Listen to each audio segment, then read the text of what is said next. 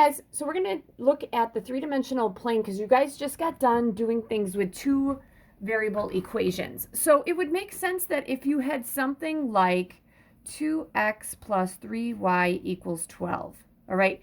If you graph that, I have every confidence that you'd know, oh, that's a line. And when you graph that line, you would graph it on the coordinate plane like this, right? Because this has two answers because it's in two dimensions, okay? Whereas if I'm looking at, let's say, something like 5x plus 8y plus 10z equals 40, okay, I'd hope that you'd be like, oh, okay, so there has to be another dimension because there has to be an x, a y, and then a z in that answer, right? All right, so that gives us the three-dimensional plane. All right, so here we go. This is the positive x-axis. If it's negative, we go in the back. This is the positive y-axis. If it's negative, again, we'd go in the back. This is the positive z-axis. If we're going to go negative, we're going to go downward. All right? So we have to figure out what our solutions look like. All right? And if there's only one or if there's many of them. So my first question is the point 4, 5, negative 2 a solution? And how would we figure that out? Okay? So I'm hoping you guys know, oh, we're going to substitute 4 in for x, 5 in for y, and negative 2 in for z. Does that equal 40? That's the question. So we got 20 plus 40 minus 20. That's 60 minus 20. That equals 40. That checks. Boom, we have an answer.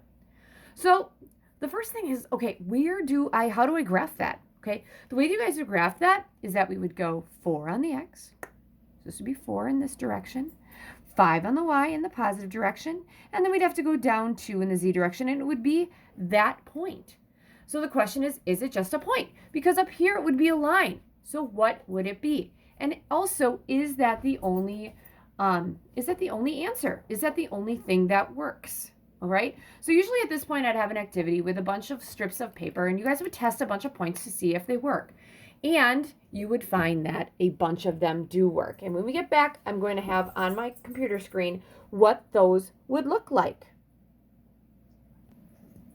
All right, guys, so what I did is I substituted a bunch of points in there, and I have 9 points that I found that worked. There are more on the activity, but 9 worked for me.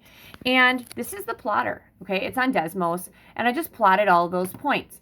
So if you look, this is your positive x-axis. That is your positive y's back there. Sorry, I could kind of flip this thing around if I wanted to, because I can. Let's see here. Oh, that's my x's. Oh, my x is in the front. There we go. So I got my positive x right there. Sorry about that. I got my positive y is staring right at me. So I guess I could move this a little bit. There we go. My positive z is up there. So there has to be something going on with those points. What are they in? So I kind of flip this around. And if you look at it, oh, these line up. Okay, those look like they line up. So it looks like they line up. So is it a line? What I'm going to do next is I'm going to shove that equation in for the bottom one, and we're going to see what that is. All right, guys, so I have that substituted in there, and there it is. All right, so it looks like a sheet of paper. Everything's on. But you have to understand that that sheet of paper actually goes on forever, because doesn't a line go on forever in 2 dimensions? So this piece of paper goes on forever. And what is that? A thing like that goes on forever? It's a plane. So if I'm graphing it, it is a plane.